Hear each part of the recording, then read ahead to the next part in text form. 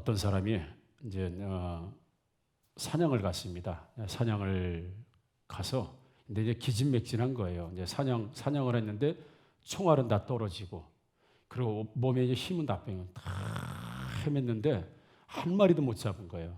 그래서 돌아가려고 하는데 앞불사 총알은 떨어졌고 몸에 힘은 없는데 곰을 만난 거예요. 곰. 큰 불곰을 만났습니다. 큰일 났습니다. 이제 죽을 일만 남은 거예요. 그러면서 팍 무슨 생각이 드냐면 가만히 있어보자. 호랑이한테 물려가도 정신만 바짝 차리면 산다고 했으니까 내가 두 눈을 부릅뜨고 등을 보이면 짐승들은 공격한다고 했으니까 이걸 딱 이렇게 자세를 잡고 눈을 부릅뜨고 곰을 노려보면서 이렇게 해야지 라고 생각하다가 아니야. 내가 언젠가 들었는데 곰을 그렇게 상대하는 거 아니고 오히려 죽은 척을 하고 있으면 곰은 이 썩은 시체나 이런 걸 안 먹기 때문에 죽은 시체는 안 건드리기 때문에 죽은 척을 하면 곰이 나를 살려줄 수 있겠다. 이 사람 굉장히 막 지금 머리가 복잡합니다. 얘 맞선이야? 아니면 죽은 척을 하냐? 살아있는 것처럼 더 강력하게 보일 것이냐? 죽을 것이냐? 막 왔다 갔다 하다 죽은 걸 선택한 거예요. 그래도 내가 곰하고 싸워서 이길 수 없으니까 내가 죽은 척을 해야 되겠다라고 해서 딱 엎드려가지고 그냥 죽은 척, 시체처럼 죽은 척을 한 거예요. 곰이 와가지고 보니까 죽었어. 누워서 죽은 거예요. 근데 곰이 그 숲에서 가장 착한 곰이야. 만난 곰이 굉장히 착한 곰이야. 그 쓰러진 사람을 보고 곰이 너무 가슴이 아픈 거예요. 이렇게 헤매다가 쓰러지고 이 사람도 한 집안의 가장일 텐데 이 사람이 이렇게 죽었으니 너무 슬프다. 곰이 너무 착한 곰이야. 그래서 그를 데려다가 양지 바른 곳에다 묻어줬습니다.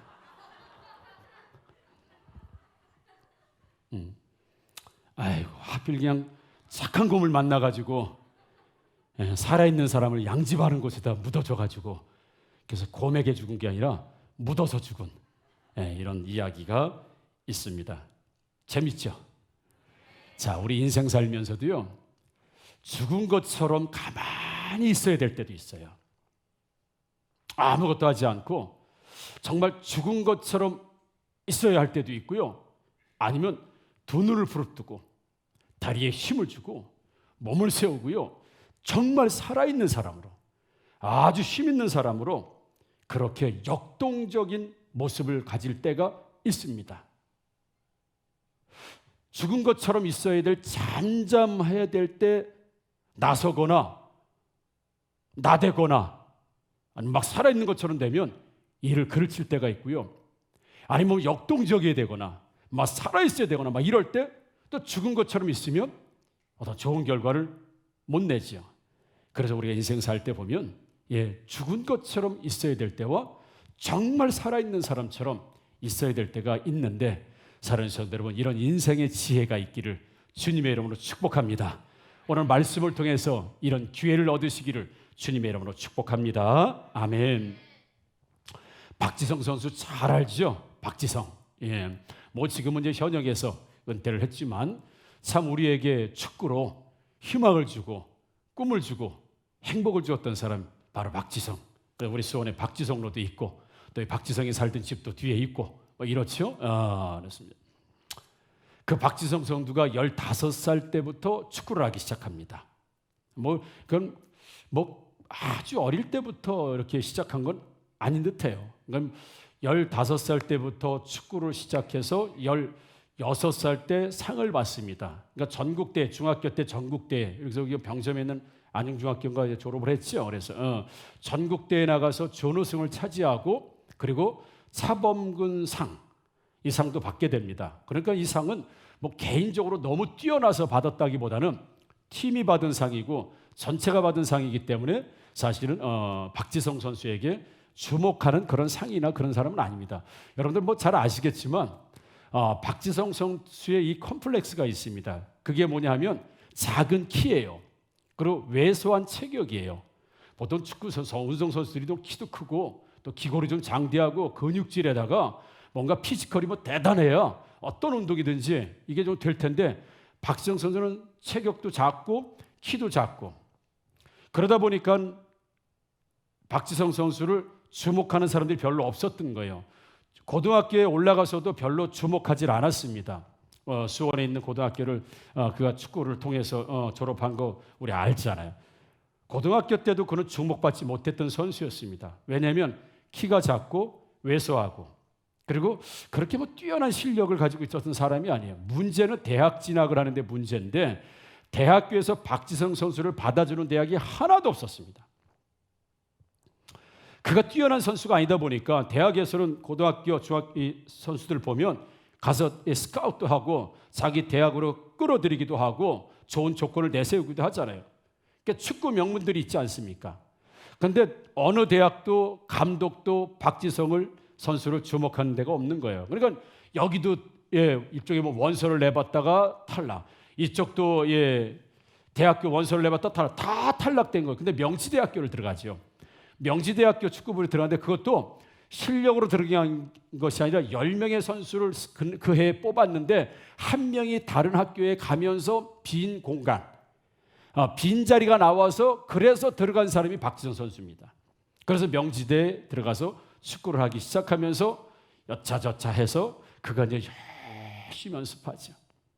그래서 그의 별명이 산소 탱크, 2개의 심장.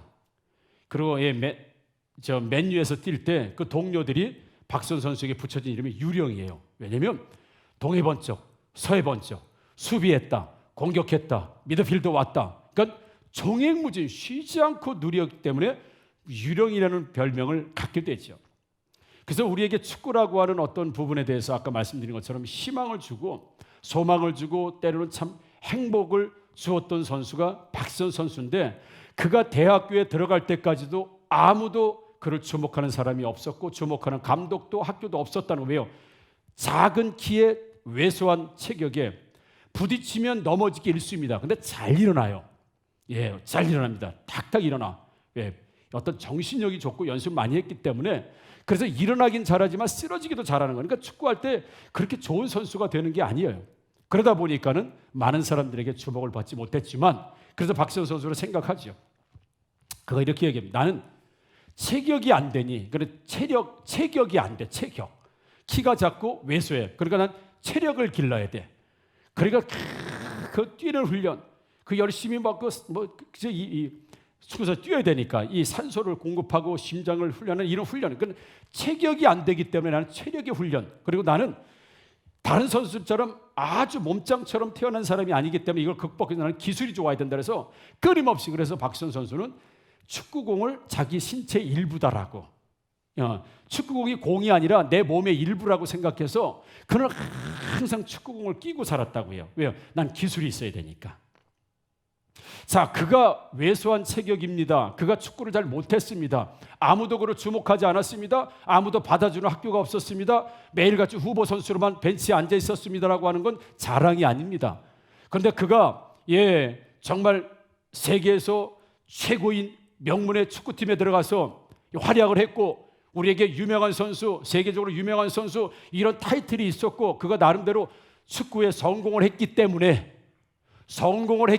그가 왜소한 체격, 부족한 체력, 그 다음에 아무도 주목하지 않았던 정말 별 볼 일 없었던 그의 과거가 흠이 되거나 흉이 되지 않는 건 지금 그는 더 이상 아무도 주목하지 않는 사람이 아니고 그는 인기 없는 사람이 아니고 과거에는 그랬었지만 지금은 인기 있는 사람, 그래서 모든 국민들과 백성들이 좋아하는 사람, 그의 실력을 인정받았던 사람이라는 결과가 있었기 때문에 과거의 박지성 선수가 아무도 주목하지 않았습니다. 아무 학교에서 원하지 않았습니다. 정말 구걸하듯이 원서를 냈습니다라는 과거가 그에게는 더 이상 흠이 되지 않고 단점이 되지 않을 수 있었던 이유가 바로 오늘의 좋은 결과가 있었고 유명한 선수가 되었다면, 만약에 유명한 선수가 안 되고 그냥 그대로 끝났어요. 명지대학교 어떻게 그냥 꼴찌로 들어갔어. 들어가다가 그냥 졸업하고 아무도 실업팀이나 어느 나라에서도 뽑아주잖아요. 그러면 누가 지금 박지성 선수가 그래서 박지성 선수가 예를 들어서 대학을 졸업하고 아무데도 축구로 가지 못하고 유명한 선수가 되지 못하고 좋은 결과가 없었다고 한다면 그래서 박지성 선수는 가난하게 태어났습니다. 아무도 주목하지 않았습니다. 그런 왜소한 체격입니다. 딸리는 체력입니다. 아무도 받아주는 팀이 없었습니다라는 게 자랑이 절대 될 수 없는 거죠. 그렇게 인생이 만약에 끝났다고 한다면 그의 과거의 그런 단점과 약점은 더 이상 드러내고 싶지 않은 그냥 약점일 뿐이에요. 그냥 단점일 뿐이에요. 누군가가 그걸 아는 것도 사실은 불편한 만큼 감추고 싶은 진실일 겁니다. 그런데 박진성 선수는 성공했어요. 열매가 있었습니다. 많은 사람들이 좋아했습니다. 정말 스타 플레이어로 그렇게 살았어요. 그러니까 과거에 그가 가지고 있었던 약점은 더 이상 흠이 아니고 약점이 아니라는 걸 우리가 알 수 있겠죠. 이 말씀, 이 박지성 선수의 이야기를 머리에 두고 우리 본문을 보게 되면 이렇습니다. 베드로와 요한이 낮 12시에 이제 기도하려고 교회에 갔어요. 성전에 가려고 하다 보니까 성전 앞에 나면서부터 안전바위가 돼 있는 한 구걸하는 사람, 우리로 말하면 거지라고, 구걸하면서 사는, 한 번도 나면서부터 일어나 본 적이 없는 사람이 구걸하는 거예요. 사람들에게 교회 들어가는 사람은 그래도 나름대로 양심도 있고 나름대로도 또 구제에 대한 생각도 있으니까 아마 거기가 자리가 좋았던 거가 있죠. 거기서 앉아서 누군가로부터 구걸하는 이런 행위를 하는 사람을 보고 베드로와 요한은 그를 보면서 우리가 잘 아는 말씀이잖아요. 뭐라고 얘기합니까? 내가 은도 없다, 근도 없다. 그러나 내게 있는 것을 내게 준다. 곧 내 안에 있는 나사렛 예수 그리스도의 이름을 내가 줄 테니 그 나사렛 예수 그리스도의 이름으로 일어나 걸어라 라고 말하면서 그의 손을 잡아서 일으키니까 그가 한 번도 수십 년 동안 걸어보지 못한 그의 몸에 다리가 풀려서 일어나서 성전 교회 안에 같이 들어가서 그가 걸어보기도 하고 뛰어보기도 하면서 하나님의 그 기적 같은 일들을 찬양하고 찬송했다. 사람들이 그걸 보고 다 놀래서 자빠졌다라고 하는 내용이 바로 오늘 본문의 내용이라는 거죠. 여러분, 사람들이 만날 때 가장 좋은 만남은요, 수요와 공급이 만나는 만남이 사람들이 가장 원하는 만남이에요. 수요, 공급, 필요, 채움, 이 만남이 가장 좋은 만남이에요. 그러니까 예를 들어 이런 겁니다. 제가 항상 매일 12시만 되면, 난 12시만 되면 기다리는 전화가 있습니다. 혹시 아세요? 제가 12시나 12시 반 정도 되면 꼭 기다리는 전화가 있습니다. 어떤 전화를 기다리겠어요? 예? 사모님 전화? 아닙니다. 맞습니다. 12시만 되면 딱 전화가, 목사님 식사하셨어요? 이 전화. 제가 배고프거든요. 점심때거든요. 그건 예를 들어 말씀드린 거지만 배고픈 사람에게는요, 식사합시다라는 만남보다 더 좋은 만남은 없어요.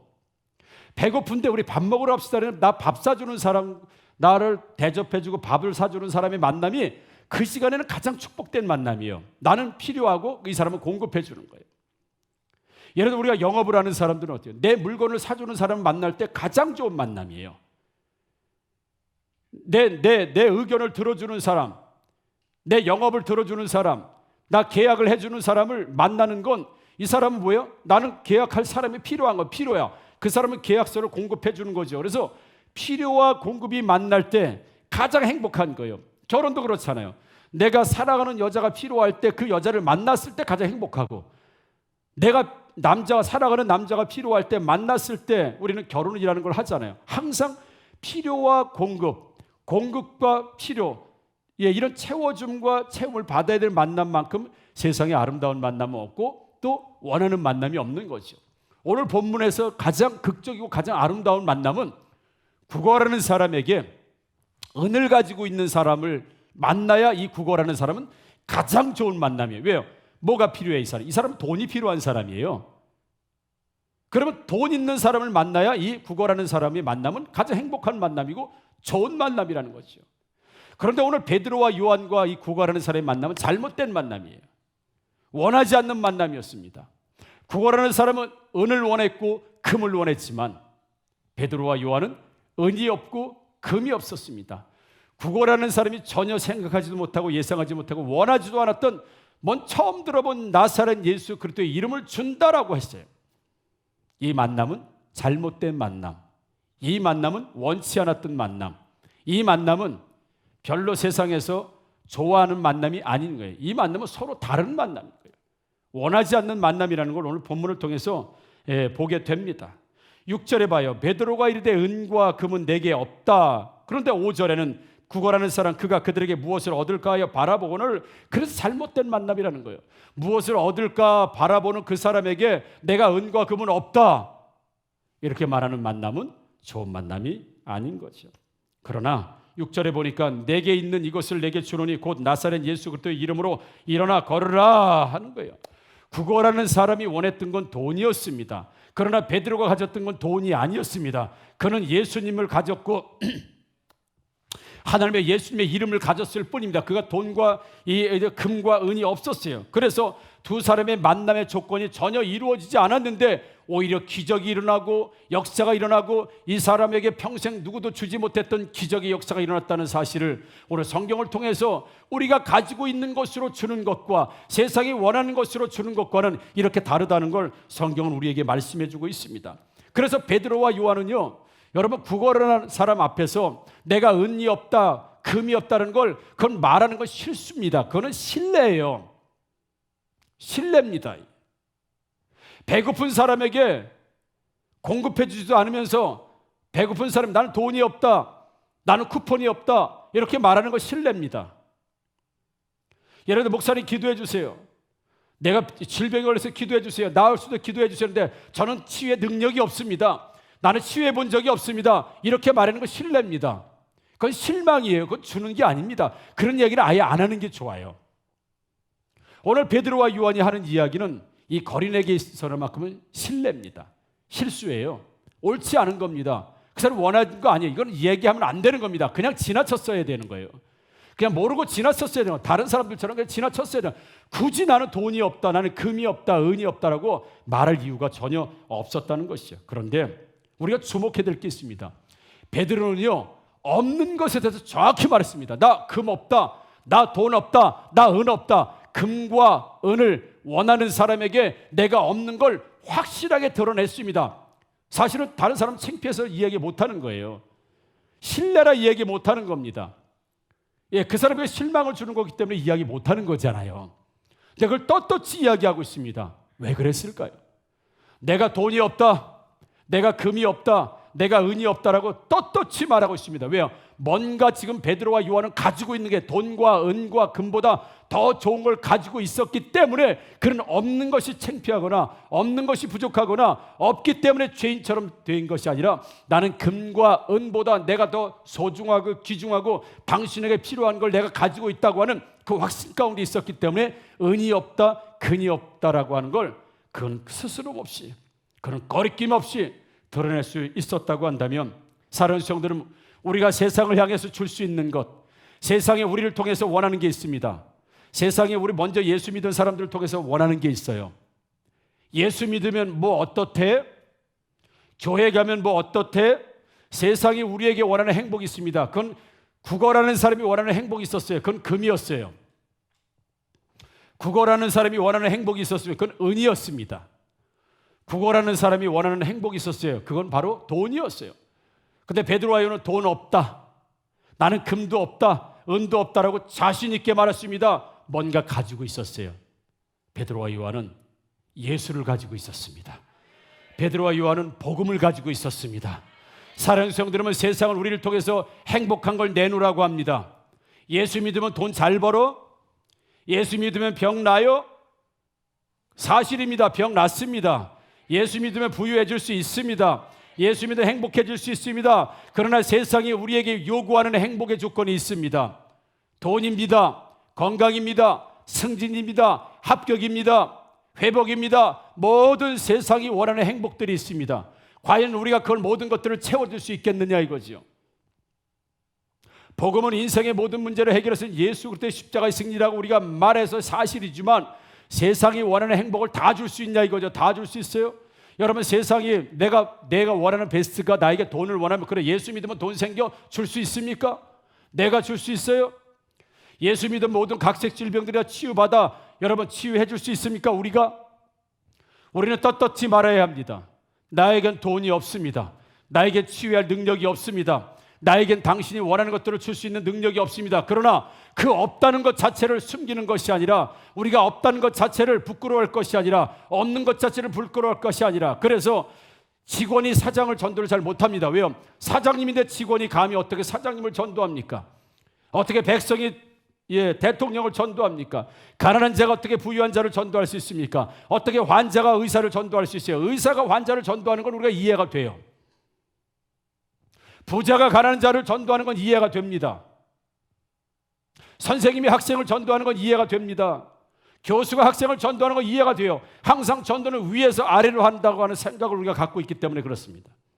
그러나 학생이 교수를 전도하고 학생이 선생님을 전도하고 가난한 자가 부유한 자에게 복음을 말하고 예수를 말할 수, 그리고 직원이 사장에게, 회장에게, 나보다 더 높은 사람에게, 많이 가지고 있는 사람에게 내가 줄 수 있는 것, 바로 내 안에 예수 그리스도가 있다고 한다면, 내 안에 복음이 있다고 한다면, 내가 지금은 은도 없고 금도 없고 가난하고 돈도 없고 내가 전도할 대상들, 내가 말할 세상들은 나보다 더 많은 것들을 가지고 있을지 몰라도 내가 가지고 있는 것이 진짜라고 한다면, 내가 가지고 있는 것이 진짜 진리라고 한다면, 정말 예수가 진짜 삶의 주권자이시고 정말 예수님이 인생의 모든 문제를 해결하는 정말 주권자라고 한다는 사실을 믿는다고 한다면, 우리가 다소 돈이 없고 가난하고 어렵고 힘들다 하더라도 우리가 진짜를 가지고 있는 우리가 거리낄 것이 무엇이며 말하지 못할 것이 무엇이고 나의 없다는 것을 드러내지 못할 것이 무엇이 있겠습니까? 사랑하는 성도 여러분,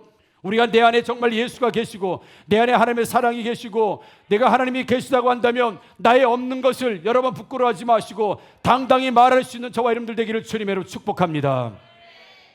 그래서 박지성 선수 이야기를 한 겁니다. 그가 오늘날 스타가 됐고 그가 좋은 결과가 있었고 많은 사람들이 인정했고 그런 인정이 있었기 때문에 나 과거에 아무도 나를 주목하지 않았습니다. 나는 아무도 갈 고등학교도 없었고 나는 갈 대학도 없었고 아무도 나를 주목하지 않았습니다라는 거 떳떳이 말할 수 있었던 이유는 바로 오늘의 성공이 있었기 때문인데, 만약에 박지성 선수가 오늘 성공하지 못했다고 한다면 그래서 나는 체격이 안 됐습니다. 나는 키가 작았습니다. 아무도 나를 뽑아주는 사람 없어. 누구도 나를 다 후보 취급해. 맨날 벤치에 앉아있어요. 그게 무슨 자랑입니까? 그건 그래서 지금 아무렇지도 않은 정말 별볼일 없는 인생이 됐다고 한다면 그건 자랑이 아닙니다. 그건 숨기고 싶은 거예요. 그런데 지금의 박지성 선수는 과거의 박지성 선수와 비교할 수 없을 만큼 정말 위대한 사람이 되었기 때문에 과거에 부족한 것을 떳떳이 드러낼 수 있었다고 한다면, 우리가 예수 믿어서 우리가 하나님 자녀가 되어서 정말 하나님 자녀가 되는 것이 세상에 그 누구도 누릴 수 없는 특권이라고 믿어진다고 한다면, 그 예수님 자녀라고 하는 특권 가운데 복음을 가지고 있는 사람이라고 내 자신 안에 내가 없는 것이 과연 부끄러운 일인가? 내가 연약한 것이 과연 부끄럽고 숨길 만한 일인가? 왜요? 내가 드러낼 만한 것이 없다고 느낄 때, 내가 내 안에 예수가 내 안에 충만하지 않을 때, 하나님 나라가 충만하지 않을 때, 내가 없는 것 때문에, 가난한 것 때문에, 병든 것 때문에, 약한 것 때문에, 못 배운 것 때문에 세상을 향해서 죄송해요, 금이 없어요, 미안합니다, 죄송합니다. 베드로 요한이 그러지 않았다고요. 베드로 구걸하는 사람에게 죄송합니다, 오늘 돈을 안 갖고 와가지고 금이 없어 죄송합니다, 은이 없어 죄송합니다, 이래 안 했다고요. 구걸하는 사람에게, 필요한 사람에게 공급해 줘야 돼 마땅한 거지만, 나는 당신이 원하는 은이 없습니다, 나는 당신이 원하는 금이 없습니다, 나는 당신이 원하는 돈이 없어. 대신에 내가 진짜 중요하게 여기는 게 있습니다. 바로 나사렛 예수 그리스도의 이름입니다. 내가 그것을 당신에게 주겠습니다. 왜요? 이건 베드로와 요한의 확신입니다. 할렐루야. 세상은 누가 정복하는지 알아요? 확신 가운데 있는 사람이 정복하는 겁니다. 그래서 평생도록 나면서 걷지 못했던 사람을 고침받았던 건 금과 은이 아니라 베드로 안에 있었던 확신, 이것보다 더 소중한 것이 없단 말이죠. 아멘이시죠 여러분? 내 안에 예수보다 더 소중한 것이 세상에 없음을 여러분 믿습니까? 그러면 내가 가지지 못한 것, 가난한 것, 연약한 것, 부족한 게 여러분 흠이에요? 창피한 겁니까? 주눅 들어야 되는 겁니까? 아닙니다. 진짜를 가지고 있잖아요. 진짜. 어떤 사람은 나만 보면 어느 목사님 그런 데 했잖아요. 목사님 머리가 좀 낫네 이렇게 해야 되는데 만날 때마다 헝하네 헝해 그래. 그래서 그 목사님 내가 안 만나려고 그래. 그 목사님 나한테 헝해 그러면 내 가슴도 헝해지는 것 같아요. 소망이 없어져. 많이 낫네 저 샴푸 이렇게 해주면 안 나도 사람이 좋잖아요. 만날 때마다 헝해. 그래서 내가 기도를 몇 번 했어요. 그분도 더 헝하게 해달라고. 그래야 내 심정을 알지. 그래야 헝하게. 우리 영락교 이은총 목사님 나만 보면 심으러 가지, 여기 심으러. 나는 심을 정도는 아니에요. 아직 심을 정도예요? 근데 왜 흑채를 사다 줘? 예. 나 심을 정도. 근데 자기 급으로 같이 얘기해. 나도 심어야 되고 목사님도 심어야 된대. 그래서 자꾸 유혹을 해요. 우리 3,000개만 심읍시다.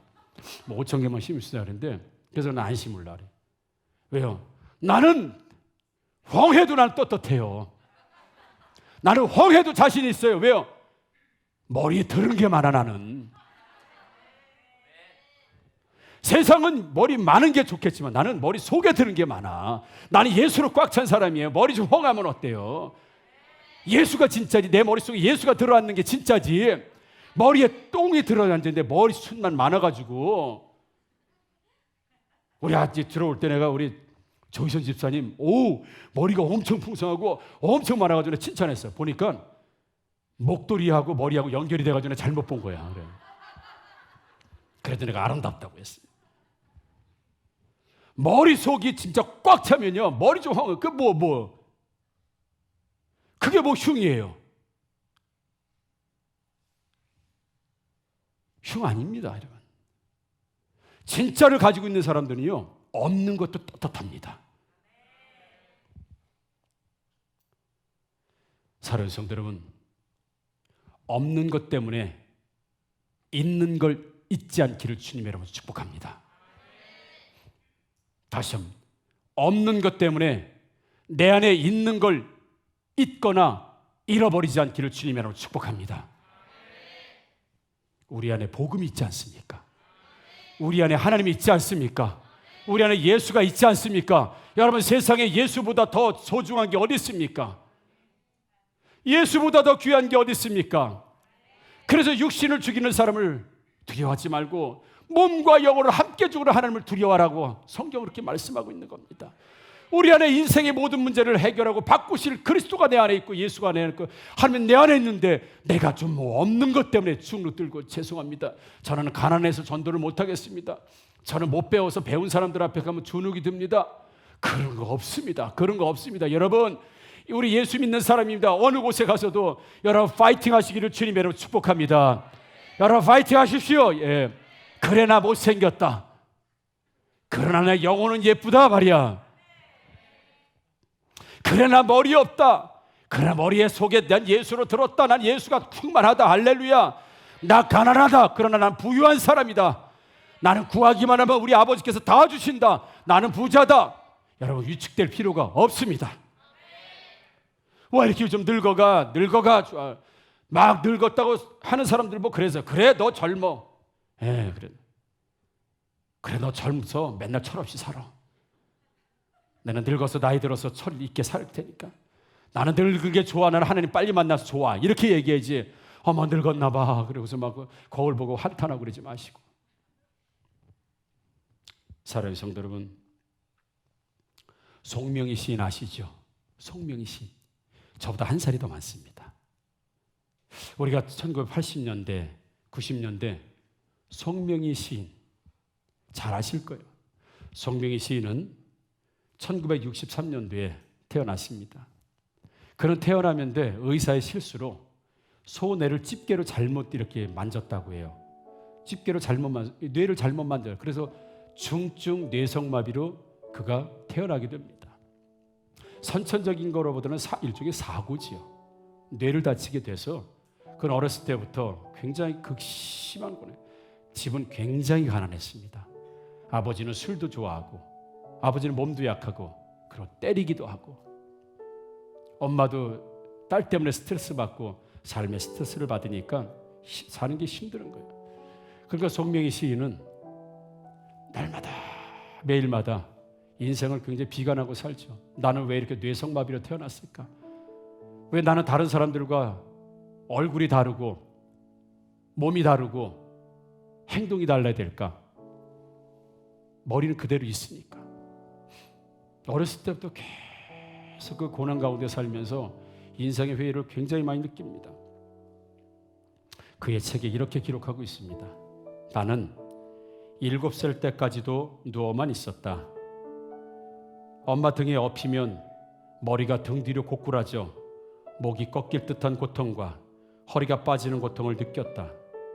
어머니는 나를 업고 은세 집회가 있을 때마다 수도 없이 안수기도를 받으러 다니셨다. 뿐만 아니라 수도 없이 침을 머리와 팔다리 온몸에 수도 없이 꽂아 나는 매일 자질해지게 울곤 했다. 그때의 고통을 지금도 기억하는 걸 보면 지독한 고통이 너무나 컸기 때문이다.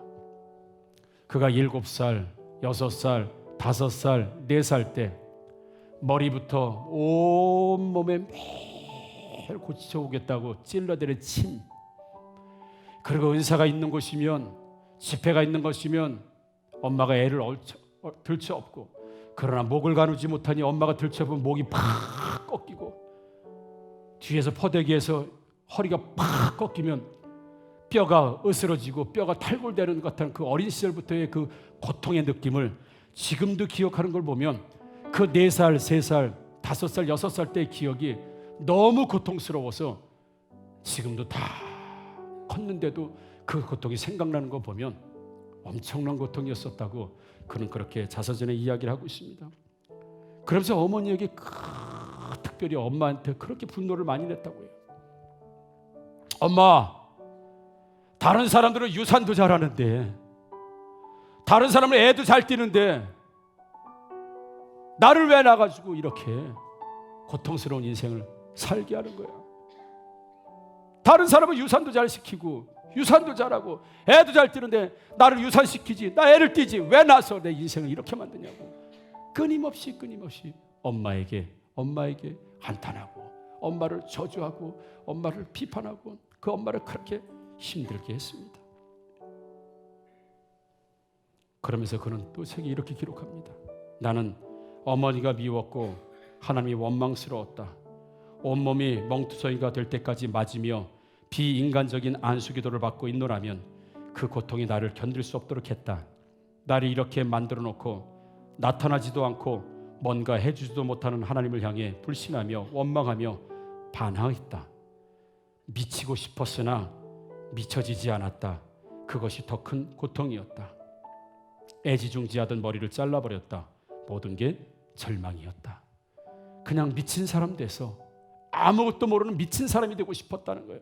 그러면 내가 중증장애, 뇌성마비 이런 고통스러운 삶을 내가 느끼지 못하고 사니까 미쳤으니까.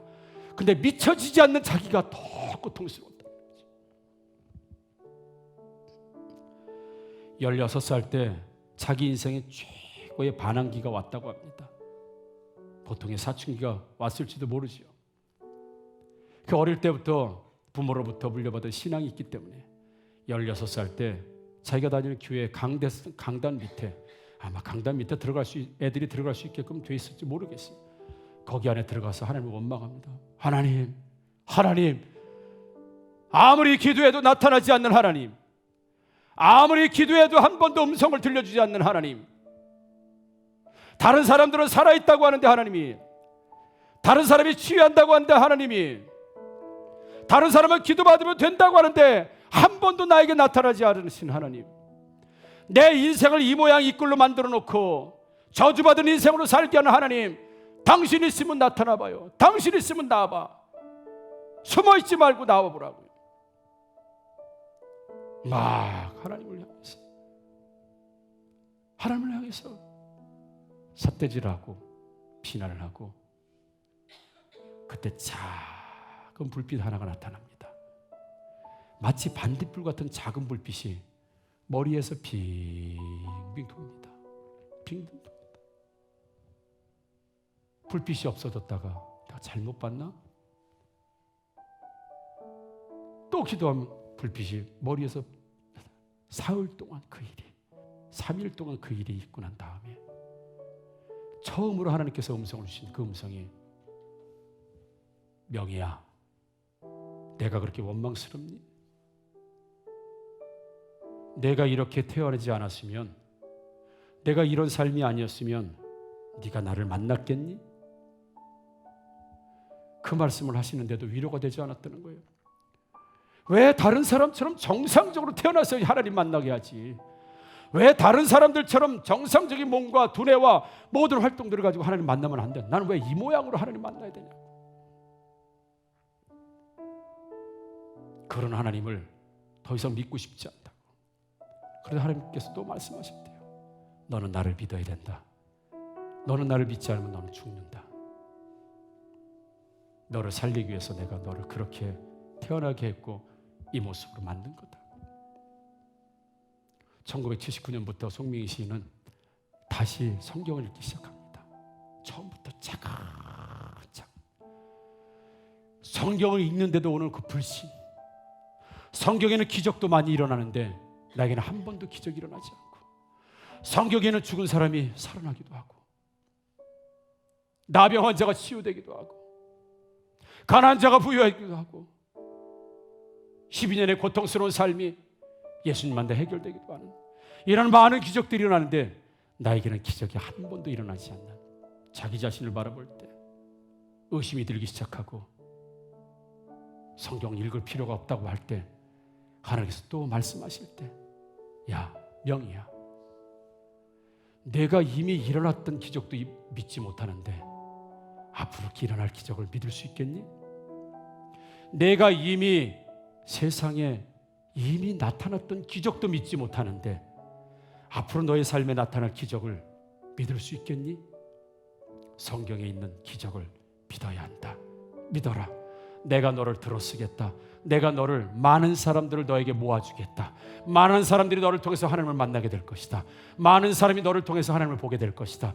많은 사람이 너를 통해서 나를 보게 될 것이다. 그리고 나서는 받아 적어라. 내가 하는 말을 받아 적어라. 그는 손이 꼬부라진 손으로, 펴진 손이 아니라 말라 비틀어진 손으로 몽당 연필 부여잡고, 사진도 있어요. 이렇게 붙었잖아요. 이렇게. 그리고 받아 적는 거예요. 하나님 들려주신 음성대로 붙은 손을 가지고, 부러진 연필을 가지고 받아 적었습니다.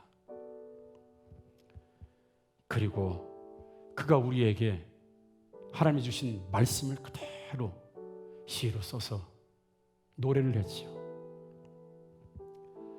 나 가진 재물 없으나, 나 가진 지식 없으나, 나 남에게 있는 것 건강 있지 않으나, 나 남이 없는 것 있으니, 나 남이 못 본 것을 보았고, 나 남이 듣지 못한 음성 들었고, 나 남이 받지 못한 사랑 받았고, 나 남이 모르는 것 깨달았네. 공평하신 하나님이, 난 남이 가진 건 나 없지만, 공평하신 하나님이 난 남이 없는 것 갖게 하셨네. 난 남이 없는 것 갖게 하셨네. 난 남이 없는 것 갖게 하셨네. 그 남이 같지 않은 건 뭡니까? 바로 예수님입니다. 그 남이 같지 않은 건 뭡니까? 나는 지혜도 없고, 나는 재물도 없고, 나는 지식도 없고, 나는 건강도 없지만 세상이 갖지 못한 것, 나에겐 예수가 있고, 나에겐 하나님이 있고, 나에게는 하나님의 비전이 있고, 하나님 나라가 있어서 공평하신 하나님이십니다. 세상이 가진 건 다 없고, 나의 손은 꼬부라져서 붙어있지만, 나는 다리를 제대로 걷지 못하고, 나는 평생도록 휠체어를 타고 다니는 사람이지만, 나는 세상이 갖지 못한 것이 있습니다. 나는 분명히 말합니다. 나는 떳떳하게 말합니다. 나 남이 갖지 못한 건 있습니다. 나에게 예수가 있습니다. 나에게 하나님이 있습니다. 더 이상 나의 가난도 부끄러운 것이 아닙니다. 나의 뇌성마비도 부끄러운 게 아닙니다. 나의 손이 붙어 말라붙은 것도 부끄러운 게 아닙니다. 왜냐하면 세상이 갖지 못한 나에겐 예수가 있기 때문이다. 할렐루야. 이게 송민기 시인의 인생의 고백이에요. 너 중증장애잖아. 그래, 나 중증장애야. 너 뇌성마비잖아. 그래, 너 뇌성마비야. 너 평생 한 번도 걸어보지 못하잖아. 나 한 번도 걸어본 적 없어. 너 가난하잖아. 나 가난해. 그런데 난 예수가 있어. 나는 하나님이 계셔. 다윗이라고 고백이 돼.